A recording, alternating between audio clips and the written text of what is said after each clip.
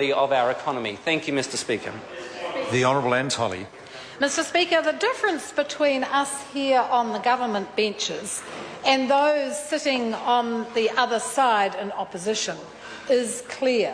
It is very clear to us here in Parliament, and it is very clear to the people out in our electorates. That lot, the previous Labor government and the Greens who propped them up, had the very best of times. They enjoyed the very best of times. And what did they do with all that success? Well, they spent it.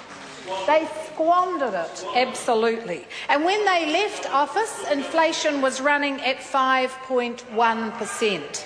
The export sector weren't talking about growth. In fact, they were flatlining and they were struggling to survive. Back office bureaucracy, the media teams, the PR consultants, the policy wonks, the what's up badge designers, well, they were all ballooning in numbers, and the Treasury books showed decades of deficits as government spending and debt spiralled out of control. We were in recession. We were in a recession, the like of which this country hadn't seen since the 1930s. That's 80 years ago. But under careful and steady management, this government has turned those stats around. Steady increases in after-tax wages, inflation at 1%, not Labor's 5%, mortgage rates at 5%, not Labor's 11%, top personal tax rate of 33%, not Labor's 39%, company tax at 28%, not Labor's 30%.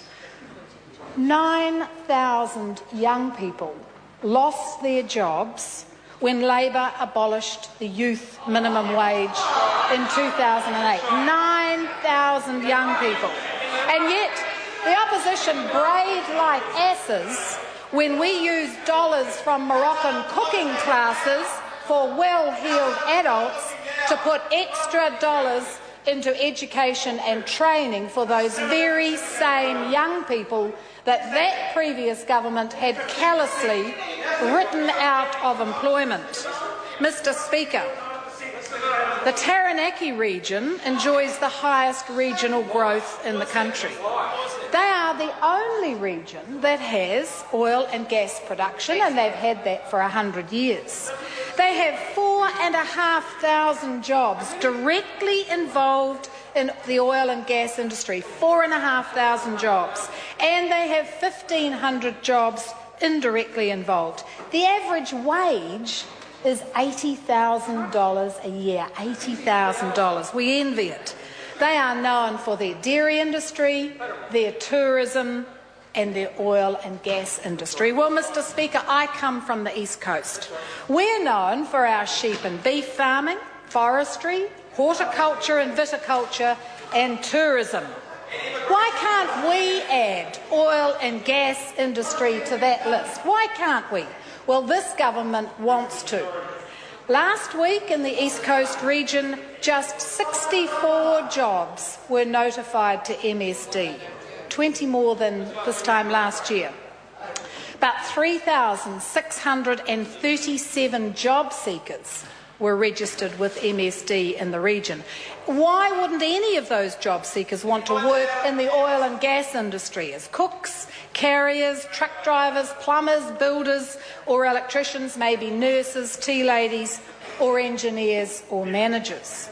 763 youth job seekers registered with MSD in the East Coast region, down from 837 this time last year. So big thanks to the schools and the tertiary providers and the employers that have worked so hard for our young people, but some of them will have left. Some of them will have gone to Australia to get a job. So why can't these young people work in the East Coast, in their own hometown, in the oil and gas industry? Well, Labor's all about saying no, Mr. Speaker. Labor says no to everything that's proposed that will provide those young people jobs. Intensification of farming, Labor says no. Australian companies moving jobs to New Zealand? No. Labor says no. 90-day probation period for new employees? Labor says no. The new youth starting out wage? Labor says no. Any of our labour market reforms, actually Labor says no. Mr Speaker, Order. The Honourable Clayton Cosgrove. Mr Speaker, if